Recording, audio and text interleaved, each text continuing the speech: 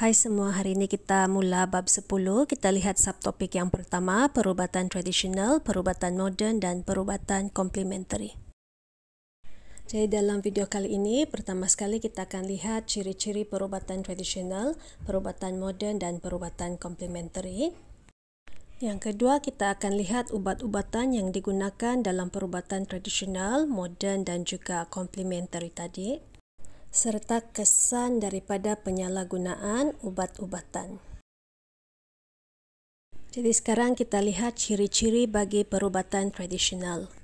Kaedah perubatan ini menggunakan bahan semula jadi daripada haiwan dan juga tumbuhan untuk merawat penyakit. Maka kos bagi rawatan ini adalah rendah. Tetapi keberkesanan rawatannya adalah lebih perlahan dan memakan masa yang lama. Kaedah ini juga diwarisi dan diamalkan secara turun-temurun dan pembuktian keberkesanan rawatan ini adalah secara pengalaman. Setiap kaum di Malaysia mengamalkan kaedah perubatan tradisional yang tersendiri.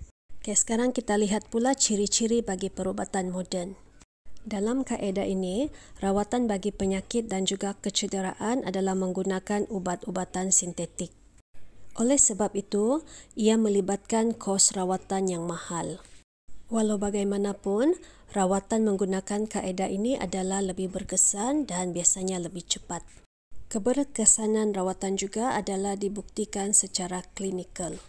Selain daripada menggunakan ubat-ubatan sintetik, kaedah ini juga menggunakan kaedah moden seperti pembedahan, rawatan laser dan juga radioterapi. Seterusnya kita lihat ciri-ciri bagi perubatan komplementari.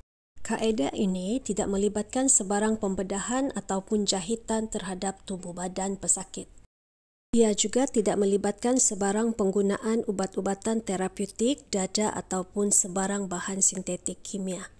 Ia mengambil kira pandangan pengamal perubatan moden dan juga tradisional dan oleh itu boleh digunakan bersama rawatan moden bagi merawat sesuatu penyakit seperti rawatan kanser.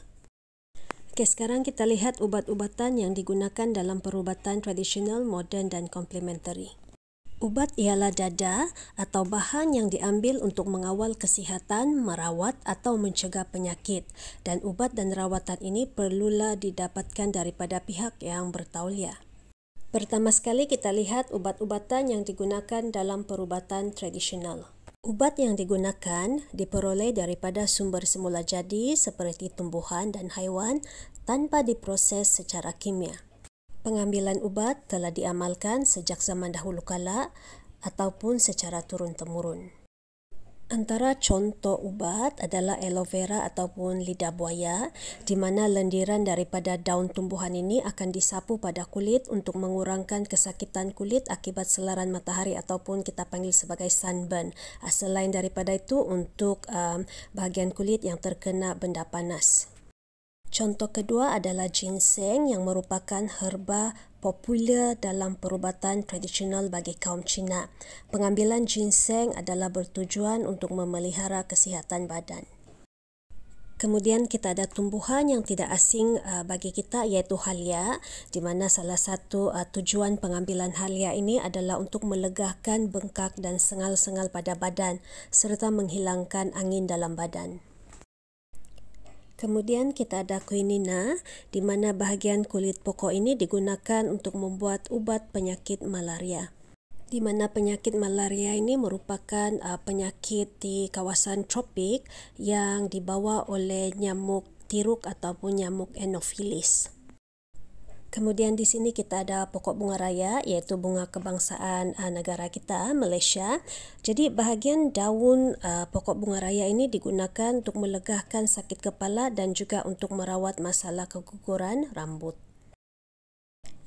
Seterusnya kita lihat ubat-ubatan yang digunakan dalam perubatan moden.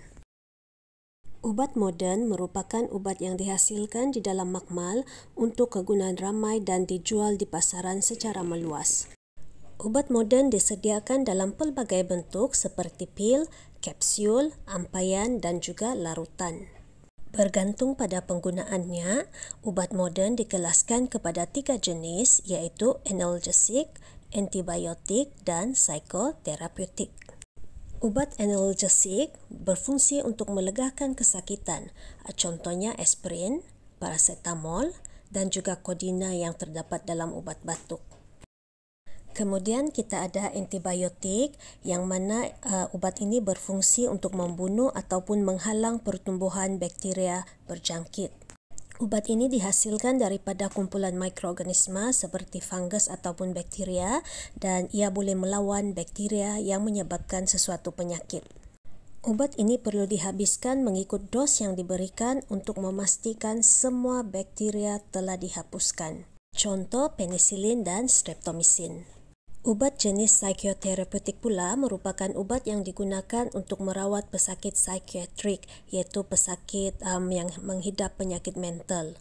Pengambilan ubat ini boleh menyebabkan perubahan perasaan, pemikiran dan juga kelakuan seseorang. Oleh itu, ia tidak boleh diambil sewenang-wenangnya dan perlu mengikut dos yang ditetapkan oleh doktor. Ubat ini boleh dikelaskan kepada 3 jenis, iaitu stimulan, antidepresan dan juga antipsikotik. Stimulan merupakan ubat yang merangsang dan mengaktifkan kegiatan otak, badan dan juga perasaan pesakit, contohnya amfetamina. Jenis antidepresan pula berfungsi untuk mengawal keadaan kemurungan, contohnya imipramine dan juga amitriptyline. Jenis yang ketiga iaitu antipsikotik merupakan sejenis ubat penenang, contohnya tranquilizer, barbiturat dan juga dozapine. Ia biasanya digunakan untuk pesakit yang bertindak secara agresif ataupun tidak terkawal. Okey, sekarang kita lihat pula ubat-ubatan yang digunakan dalam perubatan komplementari. Okey, jadi yang pertama sekali kita kena faham bahawa perubatan ini bersifat holistik. Maksudnya merangkumi fizikal, mental dan emosi pesakit. Ia merupakan suatu rawatan tambahan yang dilakukan bersama dengan perubatan moden dalam merawat sesuatu penyakit. Antara contoh amalan ini ialah acupuncture, iaitu ia merupakan satu kaedah rawatan menggunakan jarum steril. Jarum ini dimasukkan ke dalam titik-titik tertentu pada kulit yang disebut sebagai titik acupuncture. Hal ini akan merangsang sistem saraf untuk melegakan kesakitan. Contoh kedua adalah chiropraktik yang mana kaedah ini tidak menggunakan ubat, sebaliknya menggunakan kemahiran ahli chiropractor untuk membetulkan semula kedudukan tulang menggunakan tangan. Kaedah ini berkesan untuk merawat sakit belakang dan leher, sakit sendi, sakit kepala dan juga kecederaan sukan. Urutan tradisional juga merupakan sejenis perubatan komplementari, di mana urut ini dia merupakan kaedah memanipulasi tisu lembut badan menggunakan tangan, jari dan penumbuk pengurut. Urut didapati dapat melegakan keresahan, kesakitan, keletihan, ketegangan otot dan juga masalah urat saraf pesakit.